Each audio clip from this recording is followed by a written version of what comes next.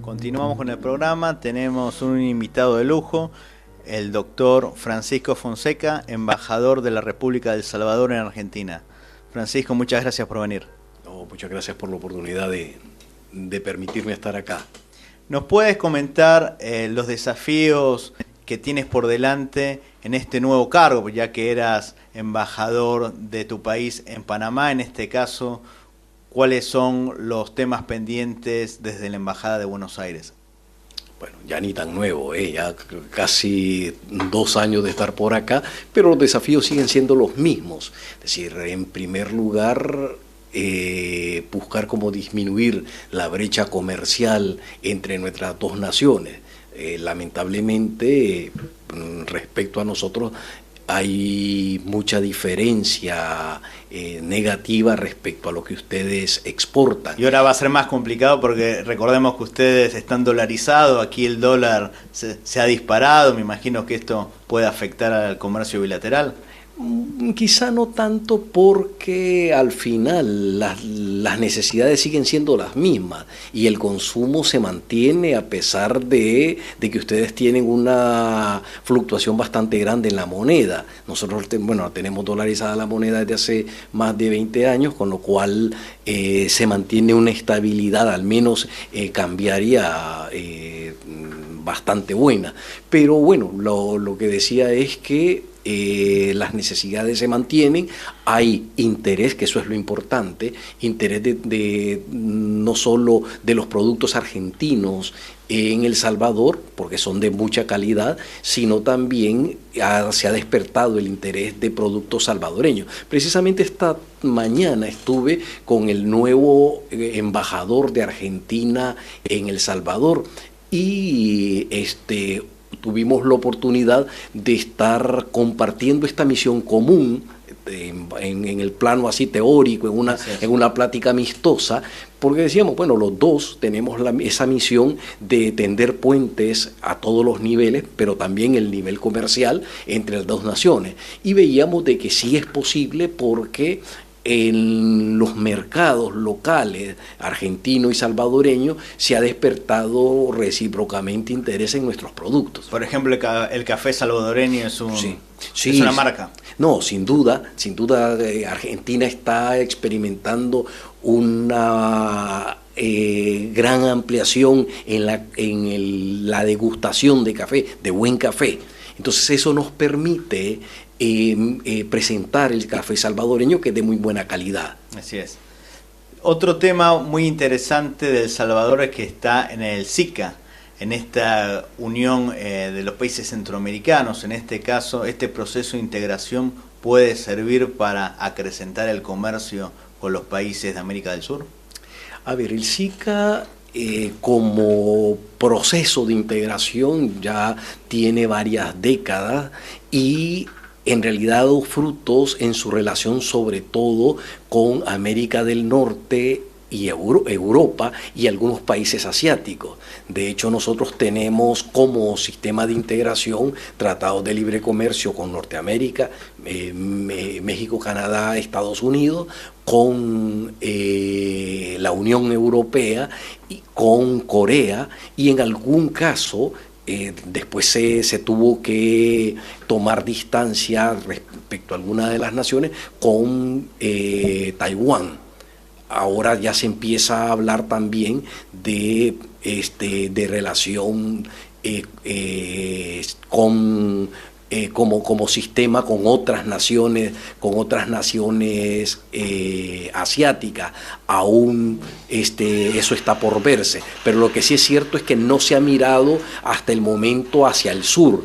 Hemos estado viendo en Europa y el norte de América. Sí, o sea, se podría decir que el desafío pendiente del SIC de Centroamérica es mirar más hacia América del Sur, independientemente de los nombres de los países. No, sin duda, es decir, la región del sur de Latinoamérica es una región importante, aquí, no solo por la concentración de habitantes, sino también porque tienen economías muy dinámicas. Sí, economías complementarias. Sin duda. De alguna manera. ¿Qué nos puede decir de este joven y nuevo presidente que tiene tu país, que es Nayib Bukele, que tuvo una buena gestión como alcalde de San Salvador y actualmente va a asumir el día 1 de junio? Bueno, no me toca a mí como funcionario público y representante de mi gobierno hablar de mi gobernante. Sin embargo, dar un pantallazo quién es. Sí, no, entiendo la pregunta. Yo creo que se puede matizar diciendo lo siguiente. A ver, porque el nombre y el apellido no dan la idea de que es salvadoreño, pero en este caso es un descendiente de árabes y es un político que tuvo una gran trayectoria pese a su juventud en tu país. Sí, bueno, se trata de un salvadoreño con antecedentes de ascendencia palestina. Así es. De ascendencia palestina. No es el primero, ya en la historia reciente presidencial ya se había tenido otro presidente de origen palestino. Bueno, un joven empresario de gran visión política, estuvo efectivamente de alcalde de un pequeño municipio en la periferia de San Salvador y después de la capital de San Salvador. Un gran gestor, una persona que al menos ha generado y sigue generando muchas expectativas en la población. Prueba de ello es que hemos tenido en primera vuelta un triunfo con índices bastante amplios, ¿verdad?, respecto a los otros partidos. Y aparte una persona que habla muy claro, en este caso él se despidió a favor de la vida, en contra del aborto, es una persona que realmente tiene unos principios y unos valores bien marcados y por eso tuvo este acompañamiento de la sociedad y del pueblo salvadoreño. En este caso, ¿qué nos puedes decir de este gran logro que tuvo tu país, que salió de una guerra civil muy cruenta de 12 años para tener esta estabilidad política y económica que realmente es envidiable en Centroamérica? Uno ve la crisis que, por ejemplo, tienen países lamentablemente como Nicaragua. En este caso, ¿a qué se debe esta estabilidad y estos respetos a las instituciones que tiene Salvador? Bueno, yo creo que la gran apuesta de El Salvador como nación fue fortalecer sus instituciones democráticas. Eso ha permitido que, a pesar de los vaivenes, a pesar de las diferencias, a pesar de las marcadas diferencias, diría yo, en tendencias políticas de la población, se nota en las elecciones, se pudo notar, ¿no? A pesar de eso, ha habido posibilidad de dialogar. Ha habido posibilidad de pensar en proyectos nacionales, de pensar en El Salvador. La gran ventaja que presenta el presidente electo es, al margen de lo que piense, que ha podido hablar el lenguaje de la gente, ha podido sintonizar con las expectativas de la gente. Así es. Incluso rompiendo un poco la tradición política de seguir a los dos grandes partidos tradicionales. En este caso, ¿cómo es la relación con Honduras? Porque recordemos que hace unos años estuvo la famosa guerra del fútbol, el conflicto que tuvo El Salvador-Honduras. En este caso, ¿cómo son las relaciones con este país? Las relaciones en Centroamérica son bastante buenas, bastante fraternas, bastante cercanas y muy dinámicas. Lo que sucede es que lamentablemente todavía hay mucho caudillismo, es decir, que los gobernantes de turno a veces buscan como reforzar sentimientos nacionales y a veces para disfrazar problemas nacionales como una distracción en la región. Entonces eso es lo que ha ocurrido a veces. Digo esto por lo que voy a responder ahora, atendiendo a la pregunta. Es decir, la relación es muy buena con Honduras, pero quizá detrás de la pregunta estaba un dato, y un pequeño conflicto sobre unas islas que compartimos en el Golfo de Fonseca, o más bien una isla que está en la zona del Golfo que es compartida con Honduras, Nicaragua y El Salvador. Hace unos años había problemas en Honduras, hace 2 años, y aún recientemente ha habido problema en Honduras. Entonces, una manera de distraer, a juicio personal, no quiero decir ni siquiera de mi gobierno, un nacionalismo, entonces buscaron como distraer la atención, refrescando o desempolvando el conflicto en la famosa isla Conejo. Pero son asuntos muy coyunturales, muy puntuales, que no afectan la relación fraterna con una nación hermana, ¿no? Entre con Salvador o Honduras, que es bastante buena. ¿Cómo se puede lograr una afluencia del turismo hacia su país cuando la mayoría asocia El Salvador con las pandillas, con las maras? En este caso, ¿cómo se revierte esta imagen negativa que lamentablemente algunos medios puntualizan? A ver, yo creo de que en el mundo uno tiene que moverse con mínimos de atención, de cuidado, sin ningún trauma, como dicen ustedes los argentinos, sin trauma. Sí. El Salvador sí tiene problemas de seguridad, tiene problemas de pandilla, pero como cualquier país, o es más más explícito y más elevado que en otros. Según estadísticas, efectivamente seguimos siendo de los países más violentos de Latinoamérica, pero hay tiempos y lugares. Entonces no es todo El Salvador, hay zonas que lamentablemente siguen siendo controladas por las pandillas. Esperemos que sea un fenómeno que pronto pueda superarse. Y lo que sí quisiera subrayar es de que es posible vivir allá, es posible viajar, y la única manera de enfrentar ese miedo es conociendo. Y hay datos que creo que se pueden ayudar a reforzar esta idea. Es decir, de noticias sobre turistas muertos en El Salvador,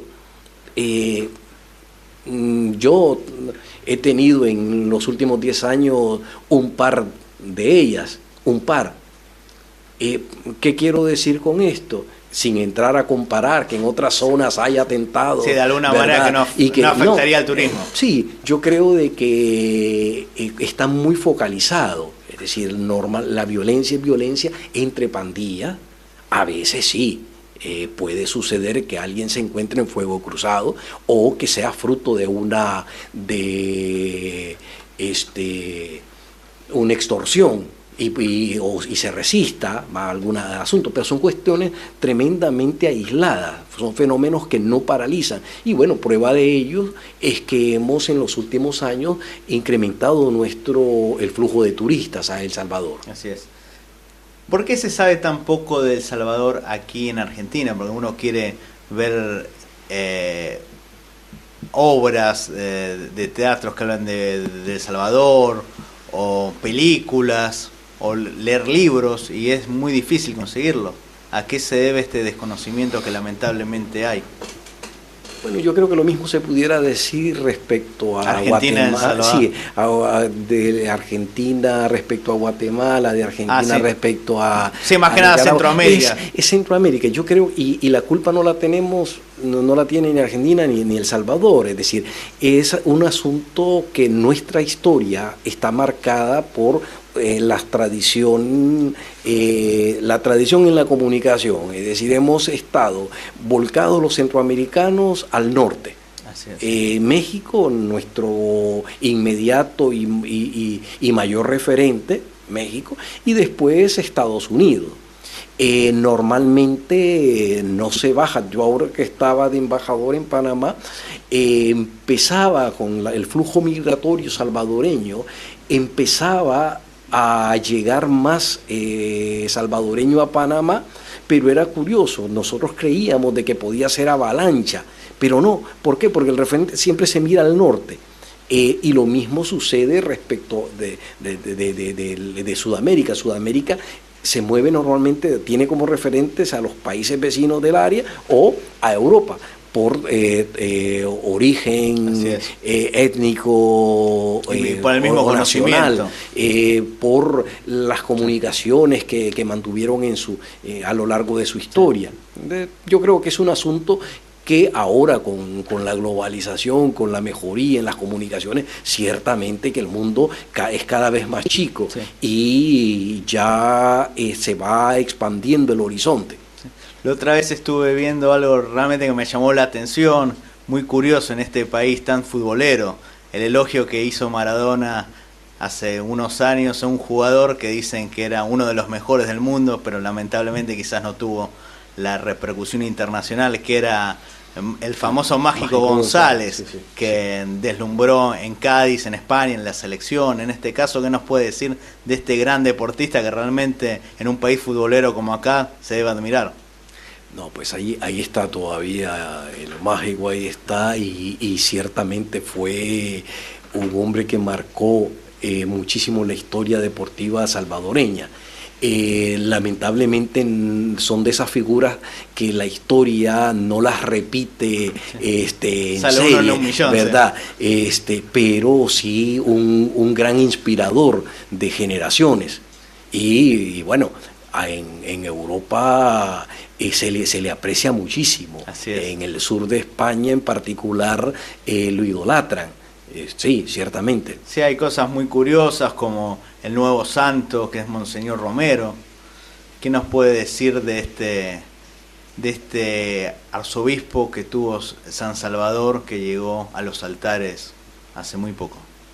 Bueno, tenemos la dicha como pueblo salvadoreño compartir la nacionalidad con un santo de esa naturaleza, de esa envergadura. Y digo solo la nacionalidad porque los santos no son patrimonio de ninguna nación, son por su naturaleza, son universales.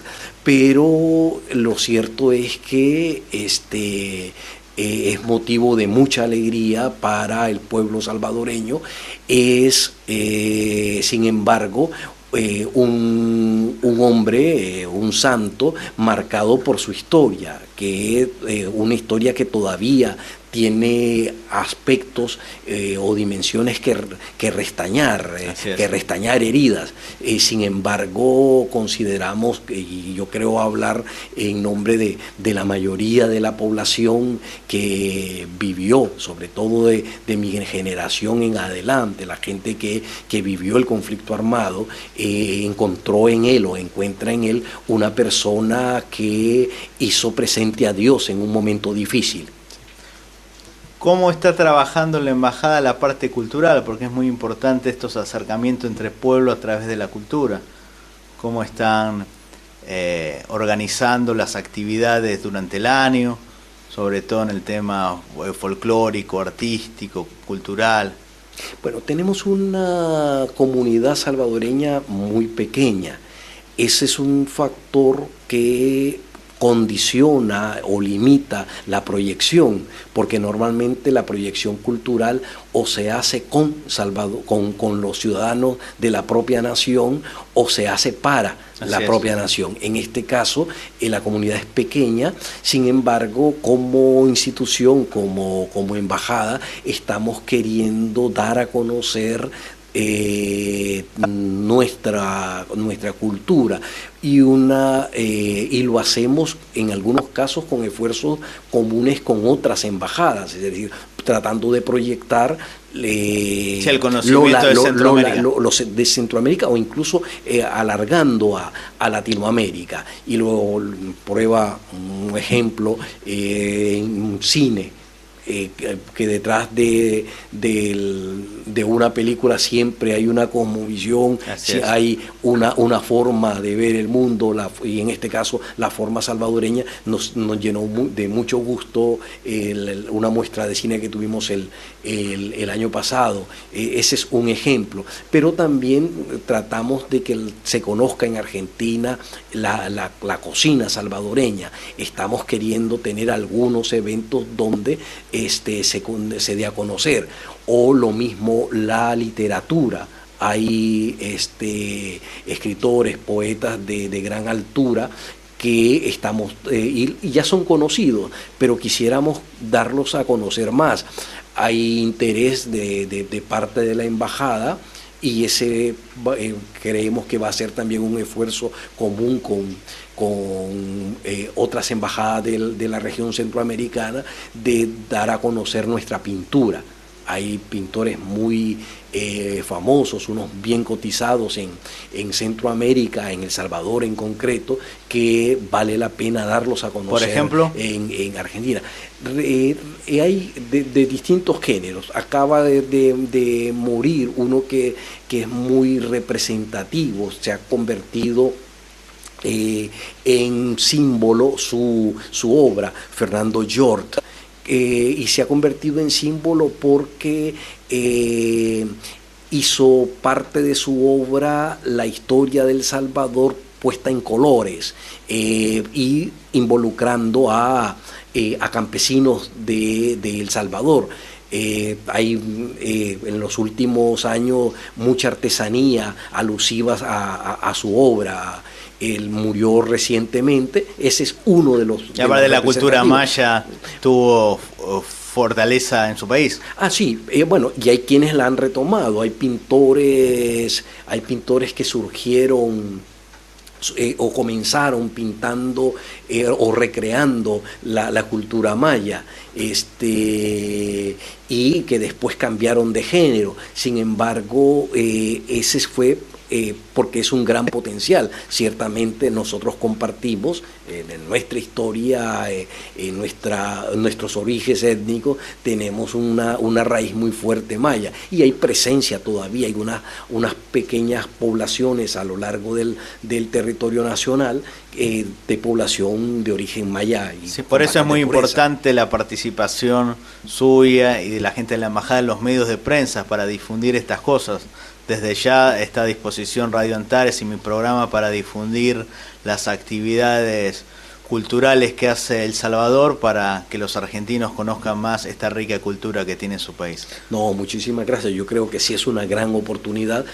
Ya está creciendo el interés, ya está creciendo la búsqueda de conocimiento sobre El Salvador, pero el tener oportunidades como esta sin duda ayuda a ampliarlas. Muchísimas gracias por su presencia. No, muchas gracias a ustedes.